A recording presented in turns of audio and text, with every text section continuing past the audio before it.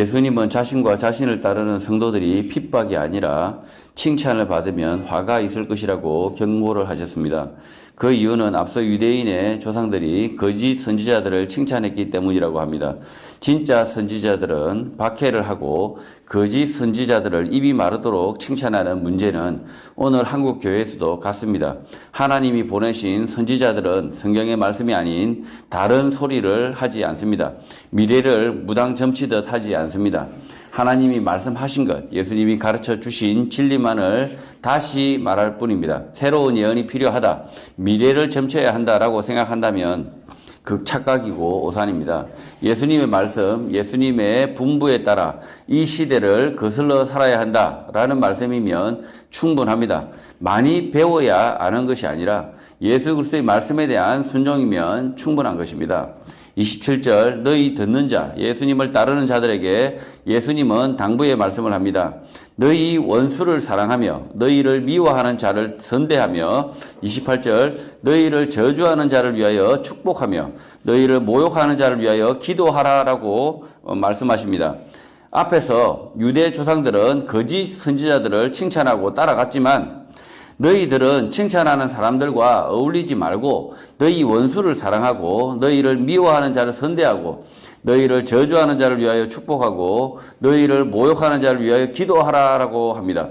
이렇게 하는 이유는 그들이 착해서가 아니라 지금 앞에 서 있는 분이 하나님의 아들 예수 그리스도이기 때문입니다. 예수님은 이들에게 요구하는 것은 윤리적 요구가 아니라 진리, 예수 그리스도의 복음을 전해야 하는 사람들이기 때문입니다. 지금 이들에게 부탁하는 말씀은 보편적 윤리를 말하고 있는 것이 아닙니다. 이렇게 미친 사람이죠. 때리는데 헤헤 웃고 이렇게 하면 미친 사람 되는 겁니다. 그러나 예수님께서 이렇게 당부하는 것은 지금 예수 제자들, 복음을 전해야 될 사람들에게 부탁하시는 말씀입니다. 그래서 이 복음을 전하기 위해서 뺨을 때리더라도 맞더라도 그들에게 선대하라 이렇게 가르치고 있는 겁니다. 예수님은 바리새인과 서기관들에게 일반인들에게 이런 요구를 하지 않습니다. 복음을 전하게 될 사람, 진리를 먼저 알게 된 사람들, 예수 그리스도를 소유한 사람들이 겪게 될 핍박인 것입니다. 그래서 예수님이 부탁하시는 이 요구는 일반적 윤리가 아니라 복음을 전하는 사람들의 태도입니다. 이 말씀이 일반인 상황에 적용될 수 있다고 생각하면 오산입니다. 여기서 원수는 복음을 듣지 못하는 사람들, 진리를 알지 못하는 사람들, 진리를 배척하는 사람들이고 그리스도인이라는 이유로 미워하는 자들입니다. 사적인 문제로 원수된 자들, 미워하는 자들이 아니라는 것입니다.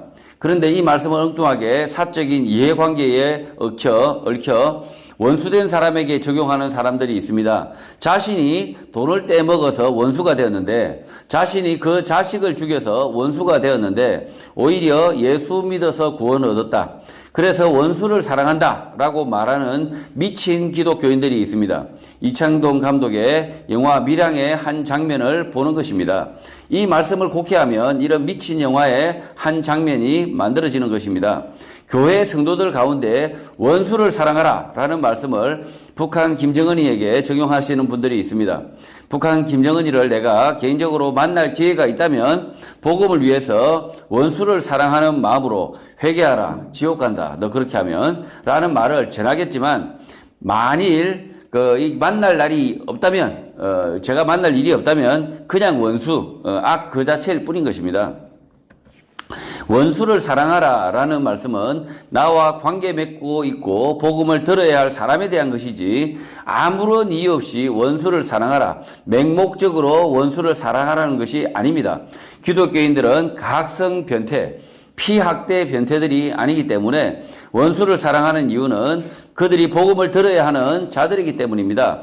예수님은 복음을 전해야 하는 그리스도인에게 여러 가지 당부를 하십니다. 그 당부는 대부분 사회적 불이익이고 핍박, 고통들입니다.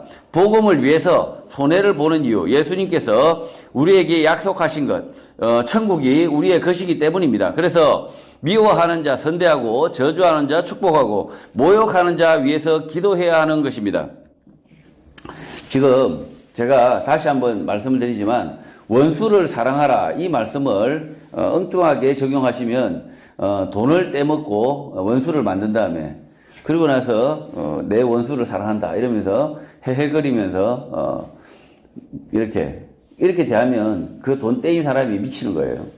그러니까 이창동 감독의 영화 밀양에서 보면 자기 자식을 죽여놓고 찾아갔더니만 그래서 그 자식을 죽인 그 왼수를 용서하기 위해서 찾아갔더니만 세상에 그 왼수가 자기도 예수 믿고 있다면서 그 감옥에 들어와서 예수 믿고 있다면서 그래서 모든 죄를 사함받았다 이러면서 이렇게 아주 환한 얼굴로 이 주인공 전도연을 이렇게 말을 하죠.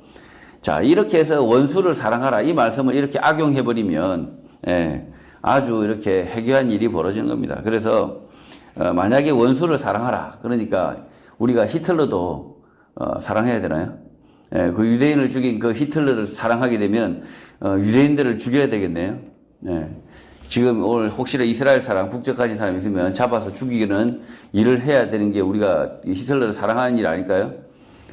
그래서 이런 모순적인 말씀하고 계시는 것이 아니라 원수를 사랑하라라고 하셨을 때 그 사랑함의 이유가 있었던 거죠. 이유는 뭐냐?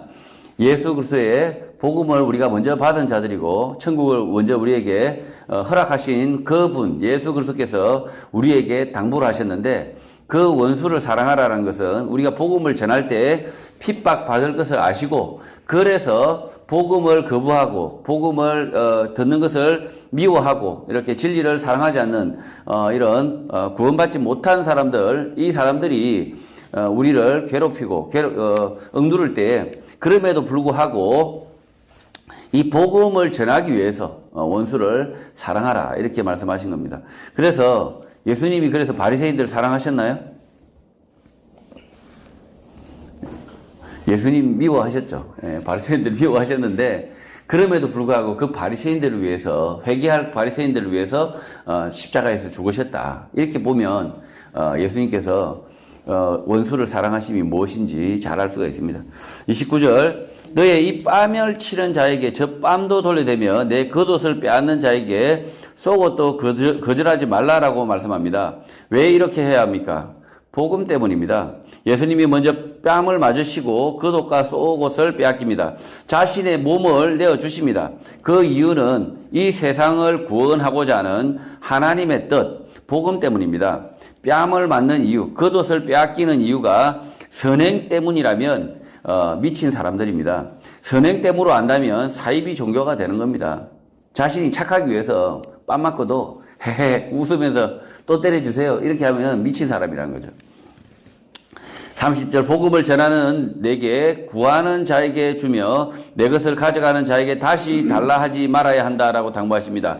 나에게 없는 것은 줄 수가 없습니다. 또 내 것이 없으면 가져갈 것도 없습니다. 복음을 전하게 될 그리스도인이 부지런히 일이나 사업을 하여 나눠줄 것이 있을 때 해당하는 말씀입니다.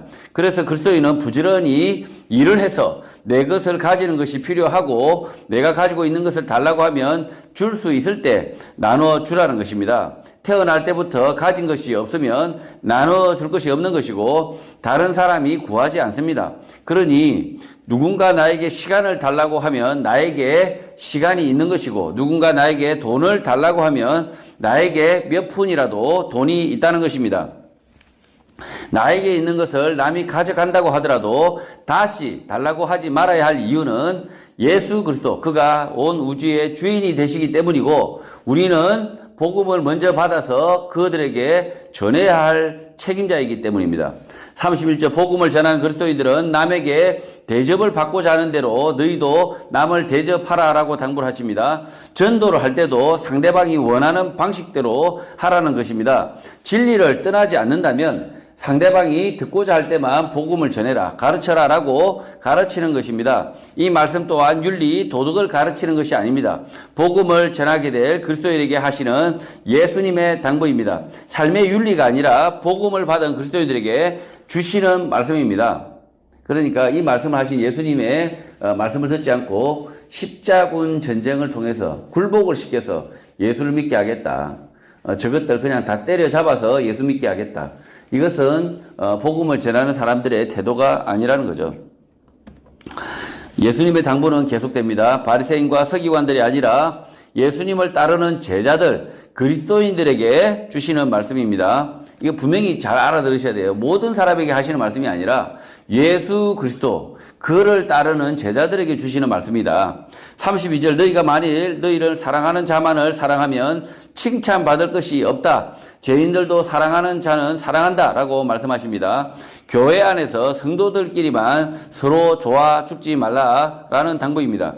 서로 가까이 지내는 사람들끼리만 서로 잘하지 말고 가난하고 병든 사람들을 찾아가라는 말씀입니다. 교회 안에서도 끼리끼리 모여서 서로 좋아 죽는 경우가 많습니다. 서로 나이가 비슷하고 친한 사람들끼리 만나면 편하고 좋지만 그렇게 하지 말라는 것이 주님의 당부입니다. 그렇게 해야 하는 이유는 우리가 복음을 먼저 받은 사람들, 성도이기 때문입니다. 성도는 만나기 편한 사람들만 만나는 것이 아니라 불편한 사람들도 만나 함께 생활하며 복음을 전해야 하는 것입니다. 33절, 너희가 많이 선대하는 자만을 선대하면 칭찬받을 것이 없다. 죄인들도 이렇게 한다라고 말씀하십니다. 죄인들도 이렇게 하는데 복음을 받은 너희들은 달라야 한다. 선대하지 않더라도 선대해야 한다라고 말씀하고 있습니다. 거듭 말씀드리지만 우리가 먼저 복음을 받았기 때문에 전해야 하기 때문에 이렇게 하라는 것입니다. 34절, 너희가 받기를 바라고 사람들에게 구워주면 칭찬받을 것이 없다. 죄인들도 그만큼 받고자 하여 죄인에게 구워준다라고 하십니다. 돈을 빌려주더라도 이자 같은 것을 받지 말라는 말입니다.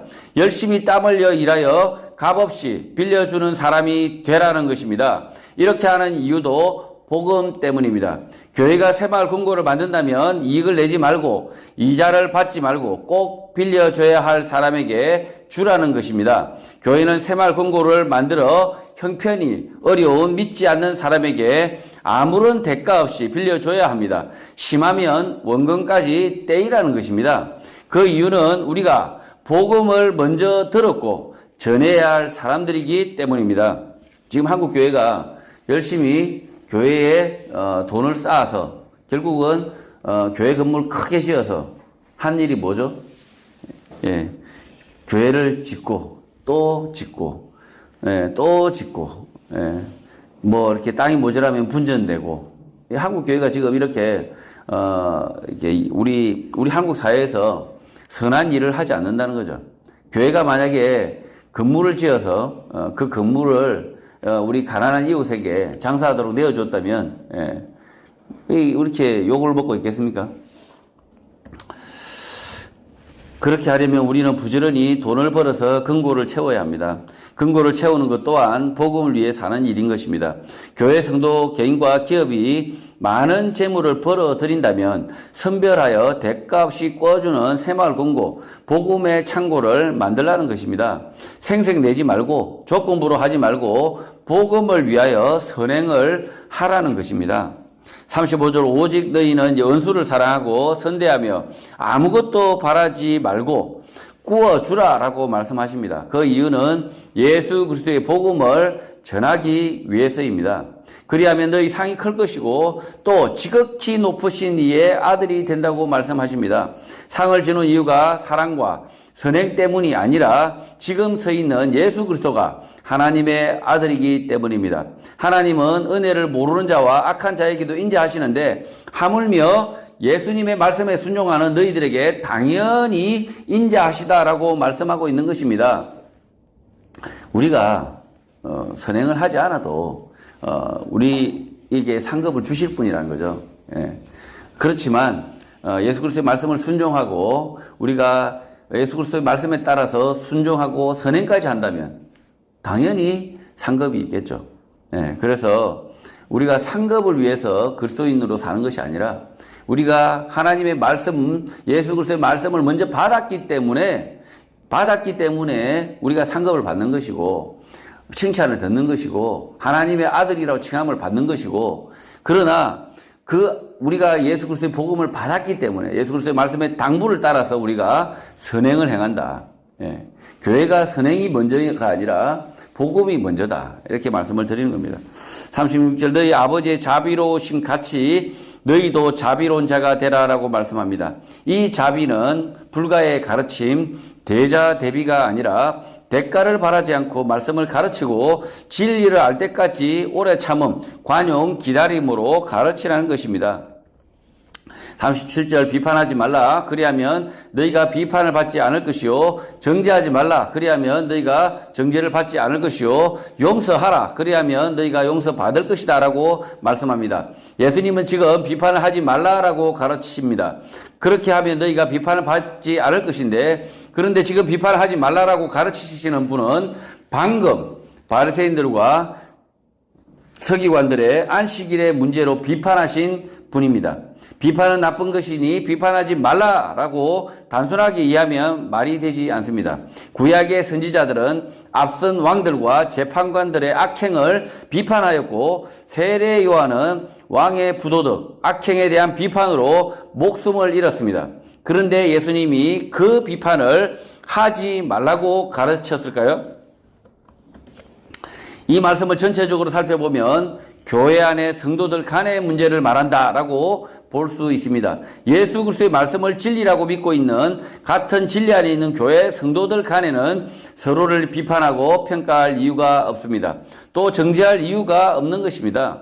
정죄를 하지 않으면 정죄를 받지 않을 것이고 용서를 하면 용서를 받게 됩니다.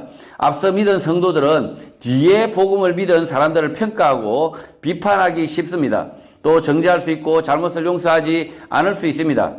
그렇게 하지 말라는 것입니다. 그 이유는 예수 그리스도의 말씀 진리가 바로 서기 위해서입니다.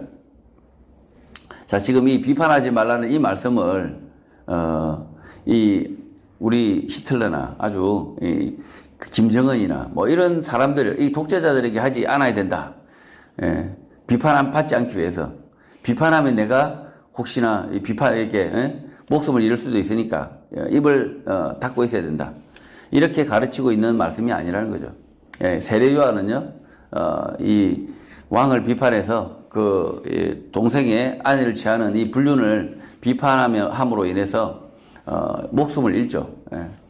그래서 그리고 심지어 또 예수님은 성전에서 이 장사하는 장사꾼들의 그 상을 갈아엎어 버립니다. 한마디로 폭력을 행사합니다. 이 비판뿐만 아니라 이 폭력까지 행사하시는 분이 예수님이시다. 그러나 그 예수님이 이렇게 비판하지 말라라고 가르치는 이 사람들, 이 앞에 있는 분들은 성도들입니다. 성도들. 예수님의 말씀을 따르는 성도들에게 하시는 말씀이라는 거죠. 38절 주라 그리하면 너희에게 줄 것이니 곧 후이되어 누르고 흔들어 넘치도록 하여 너희에게 안겨주리라 라고 합니다. 옆에 있는 성도에게 주었는데 갚아주시는 분은 하나님이신 것 같습니다. 사람에게 기대를 하고 준 것이 아니고 사람으로부터 이자쳐서 되돌려 받은 것이 아닙니다. 우리가 받은 복음, 말씀, 재물을 후하게 나누어 주면 대갚아 주시는 분은 하나님, 곧 온 우주의 주인 되신 주님이 대갚아 주시는 것입니다. 너희가 헤아리는 그 헤아림으로 너희도 헤아림을 도로 받을 것이다 라고 합니다. 앞에 문맥을 이어 생각하면 누군가에게 줄 때 얼마를 다시 돌려받을 것을 계산하고 헤아린다면 그 헤아림을 하나님으로부터 받을 것이다 라고 경고하시는 것입니다. 교회 안에서 말씀을 가르칠 때 자기의 시간, 재물을 나누어 줄 때 계산하지 말고 헤아리지 말고 거저 주라는 것입니다. 그 사람이 얼마나 대갚아 줄지, 내 얼굴을 빛내 줄지 헤아리지 말고 베풀라는 것입니다. 지금 성도들 간에 뭔가 베풀 때 돈을 이렇게 베풀거나 자기의 시간을 베풀 때 저놈이 나한테 좀 쓸만한가? 이렇게 헤아림으로 성도들에게 하지 말라는 거죠. 헤아리지 말고 가장 나에게 내가 베풀어도 아무것도 되돌려 줄 거 없는 사람, 그런 성도들에게 베풀라는 거죠. 그래서 그 베푸는 것을 통해서 하나님께서 만약에 좀 있어 보이고 성도들 중에 잘 나가 보이는 사장님 아니면 잘 나가시는 이렇게 정치인 뭐 이렇게 유명한 사람, 우리 교회 안에 잘 나가는 분이 있어요. 그분한테 잘 보이면 뭔가 혜택이 있겠다, 나한테 이익이 있겠다, 이렇게 헤아림으로 그 사람과 친하게 지내고 뭔가 하여튼 뭐라도 하나 선대를 한다, 환대를 한다. 그러면 하나님도 그 성도를 헤아리시겠다. 예. 네가 그렇게 성도들을 헤아리는 그 헤아림으로 하나님도 너를 헤아려서 대할 것이다. 이렇게 말씀하고 있는 겁니다. 39절 또 비유로 말씀하시되 맹인이 맹인을 인도할 수 있느냐? 둘이 다 구덩이에 빠지지 아니하겠느냐라고 말씀합니다. 교회 안에서 가르치는 사람들이 있는데 맹인이 맹인을 가르치는 듯 보이는 사람들이 있습니다. 예수님의 말씀을 읽지 않거나 이해하지 못하는 사람이 가르치고 있는 경우가 너무 많습니다. 맹인이 맹인을 인도하는 것인데 결국 구덩이에 빠진다는 것입니다. 그러니 맹인, 예수 그리스도의 말씀을 진리로 받들지 못하는 사람이 예수님의 말씀을 가르치면 안 되는 것입니다. 그러니까 예수 그리스도의 말씀이 진리라고 확신을 하지도 못하는 사람이 성경 말씀을 가르친다. 어불성설이라는 거죠. 예. 도올 김용옥이가 책도 내잖아요. 예. 복음서에 대한 책도 내는데, 그러니까 예수 그리스도의 말씀이 진리라고 믿지도 못하는 인간이 이렇게 사람을 가르치면 안 된다라는 겁니다. 우리는 예수님의 말씀을 부지런히 읽고 이해하기 위하여 노력해야 합니다. 맹인으로 남아 있으면 안 됩니다. 우리가 맹인으로 남아 있으면 결국 함께 구덩이에 빠지게 되는 것입니다. 이 가르치지 말라는 이야기가 아니라 무슨 말이냐면 지금 이 말씀은 맹인이 맹인을 끌고 가면 구덩이에 빠진다. 이 말씀은 가르치지 말라 이렇게 가르치는 게 아니라 이 맹인이 되지 말라라는 이야기예요. 맹인이 되지 말라. 성도 여러분, 제발 여러분은 말씀을, 예수 그리스도의 말씀을 부지런히 읽고 그 말씀을 이해해서 맹인이 되지 마세요. 이게 이 말씀의 뜻이라는 거죠. 그래서 아유 집사님 저는 말씀 잘 모르니까 남 가르치는 일을 안 하랍니다. 예, 그 말씀 아니라는 거죠.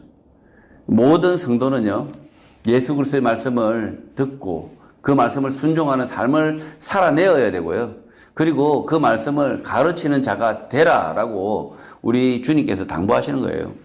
40절 제자가 그 선생보다 높지 못하나 무릇 온전하게 된 자는 그 선생과 같게 된다고 말씀합니다. 그리스도인은 맹인 수준을 벗어나는 것은 당연하고 예수님의 제자들은 온전하여 그리스도와 같게 되어야 한다라고 가르치는 것입니다. 또 예수님의 말씀을 온전히 품으면 그 선생처럼 된다. 예수 닮게 된다라고 가르치는 것입니다. 심지어 우리에게 이렇게 용기를 주시는 거예요. 제자가 그 선생보다 높지는 못하겠지만 온전하게 된 자는 그 선생과 같게 된다. 우리가 예수 그리스도와 같을 수는 없죠. 같을 수는 없지만 우리가 예수와 함께 온전하여 져라라고 예수님이 그렇게 될 것이다라고 우리 예수님께서 격려하고 계시는 거예요, 지금. 41절 어찌하여 형제의 눈 속에 있는 티는 보고 내 눈 속에 있는 덜 보는 깨닫지 못하느냐라고 말씀합니다. 앞에 있는 바리새인들과 서기관들에게 하시는 말씀 같습니다. 또 말씀을 이해하지 못하는 제자들을 향하여 하시는 말씀 같습니다. 형제의 눈 속에 있는 티는 볼 수 있으면서 내 눈 속에 있는 덜보, 욕심, 탐욕, 거짓말, 위선은 깨닫지 못하는 것을 말씀하시는 것 같습니다. 사람의 눈은 타인을 먼저 바라보지만 그리스도인의 눈은 자신의 내면, 자신의 말과 행동을 자세히 살펴야 합니다. 늘 항상 자신의 말과 행동을 주의해야 하는 것입니다. 42절 너는 내 눈 속에 있는 덜본을 보지 못하면서 어찌하여 형제에게 말하기를 형제여 나로 내 눈 속에 있는 티를 빼게 하라 할 수 있느냐라고 말씀합니다. 자신의 삐뚤어진 동기, 말과 행동을 보지 못하면서 남의 잘못된 동기, 말과 행동을 고치겠다라는 것은 잘못이라는 것입니다. 자신의 욕심, 탐욕, 위선, 거짓, 편견을 먼저 걷어내야 한다라는 것입니다. 내 눈 속에 있는 덜보는 교만과 편견입니다. 자신이 안다, 지혜롭다, 정의롭다라고 생각하는 그 교만과 편견입니다. 그 교만 때문에 타인은 고치라고 하면서 자신은 고치지 못하게 되는 것입니다. 외식하는 자여 먼저 내 눈 속에서 덜보를 빼라. 그 후에야 내가 밝히 보고 형제의 눈 속에 있는 티를 빼리라 라고 합니다. 예수님은 외식하는 자, 자신을 의롭다 이기는 자, 바리새인과 서기관들의 눈에 덜보가 있다. 기둥이 있다라고 말씀하고 있고 그 기둥을 빼내라고 말씀합니다. 그래서 그 편견, 기둥을 치우면 밝히 보고 형제의 눈 속에 있는 티도 걷어낼 수 있다라고 가르치는 것입니다. 예수님이 말씀하는 들보 기둥은 자신들 앞에 서 있는 예수를 하나님의 아들로 보지 못하는 편견과 무지입니다. 예수 그리스도에 대한 편견과 무지로 가득한 이런 사람들은 아무런 문제도 해결할 수 없다. 형제의 티를 빼는 삶을 살 수가 없다라고 말씀하고 있는 것입니다. 이 바리새인과 서기관들이 멍청해서 지금 이렇게 예수님이 내 눈 속에 있는 들보, 기둥이죠, 기둥. 예. 대들보죠, 대들보. 이 기둥이 박혀 있는 놈들아 이렇게 말하고 있는 게 아닙니다. 이 바리새인과 서기관들에게 없는 이 들보는 뭡니까? 다른 거 없어요. 이 사람들이 학문적 지식이 없는 것이 아니고 이 사람들이 교양이 없는 것이 아니고 사회적 지위가 없는 것이 아니라 이 바리새인들에게 있는 들보는 뭐냐? 예수 그리스도를 하나님의 아들로 인정하지 못하는 이런 불신앙, 믿음 없음이라는 거죠. 그래서 이 들보를 마치 뭔가 인격 수양을 해야 된다. 잘못이 없는 사람이 돼야 된다. 이렇게 생각하는 것은 착각이고 오산이라는 거죠. 이 들보는요, 예수 그리스도가 하나님의 아들이라는 그 진실, 그리고 그 진리를 아는 것. 이게 이 사람들에게 빼내야 할 들보라는 겁니다. 43절 못된 열매 맺는 좋은 나무가 없고 또 좋은 열매 맺는 못된 나무가 없다라고 말씀합니다. 좋은 나무가 되라, 좋은 열매를 맺으라 라고 가르치는 것이 아닙니다. 예수를 따르는 너희들은 좋은 나무다, 좋은 열매를 맺는다라고 가르치는 것입니다. 반대로 바리새인들과 서기관들은 악한 나무이기 때문에 못된 열매를 맺는다라고 가르치는 것입니다. 네 눈 속에 이 들보가 있기 때문에 너는 좋은 열매를 맺지 못한다라고 이렇게 이야기하고 있는 겁니다. 그래서 들보를 일단 빼내라. 이 들보, 믿음 없음, 이것을 빼내라라고 이렇게 촉구하시는 거죠. 44절 나무는 각각 그 열매로 아는데 가시나무에서 무화과를 또는 찔레에서 포도를 따지 못한다라고 말씀합니다. 태어나면서부터 가시나무 찔레로 태어난다라고 가르치는 것이 아니라 믿음이 없이는 무화과나 포도를 따지 못한다. 좋은 열매를 맺지 못한다라고 말씀하는 것입니다. 45절 선한 사람은 마음에 쌓은 선에서 설을 내고 악한 자는 그 쌓은 악에서 악을 내나니 이는 마음에 가득한 것으로 입으로 말하기 때문이라고 합니다. 예수님은 바리새인들과 서기관들의 악함을 비난하시는 것입니다. 바리새인들과 서기관들이 경건하고 의로운 척하지만 그 열매를 보면 그들의 마음에는 악을 쌓고 있다는 것입니다. 우리는 위선자들, 착한 척하는 악한 이들을 구별할 수 있는데 그 사람의 말을 유심히 살펴보면 마음에 가득한 악을 엿볼 수 있다는 것입니다. 이 악의 대표적인 것은 예수 그리스도를 믿지 않는 불신앙입니다. 그래서 바리새인들과 서기관들 그리고 예수를 믿지 않는 유대인들은 예수 그리스도를 십자가에서 죽이게 되는 악행을 하게 된다는 겁니다. 46절 너희는 나를 불러 주여 주여 하면서도 어찌하여 내가 말하는 것을 행하지 않는다라고 경고를 합니다.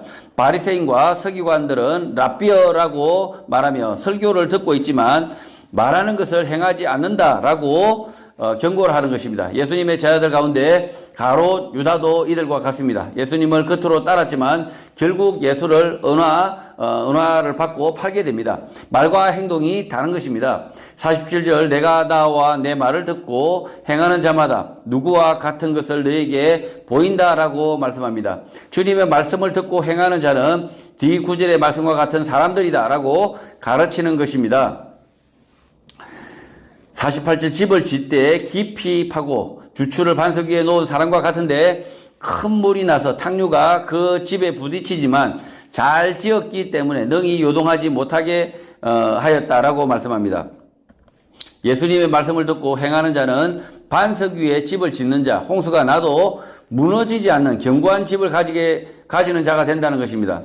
듣고 행하는 자여야 한다. 듣기만 하면 안 된다라는 말씀입니다. 49절 듣고 행하지 아니하는 자는 주추 없이 흙 위에 집 지은 사람과 같은데 탕류가 부딪히면 집이 곧 무너져 파괴됨이 심하게 된다라고 가르칩니다. 듣고 행함이 없는 자, 바리새인들과 서기관들처럼 듣기만 하면 행하지 않는 사람들은 쉽게 그 믿음을 버리는 것을 말하는 것입니다. 성도 여러분, 우리는 예수님의 말씀을 듣고 행동해야 합니다. 듣고 행하지 않으면 그 들음이 아무런 소용이 없게 될 것입니다. 거짓말, 악이 창궐하는 이 사회 속에서 예수님의 말씀을 들었다면 그 말씀대로 믿음으로 행동해야 하는 것입니다. 그래야만 우리의 믿음이 고난의 홍수 가운데 떠내려가지 않고 반석 위에 서게 되는 것입니다. 모든 성도는 예수님의 말씀을 부지런히 듣고 그 말씀 위에서 행동, 실천하여 구원의 날까지 믿음의 반석 위에 서시는 성도가 되시길 주님의 이름으로 축복합니다.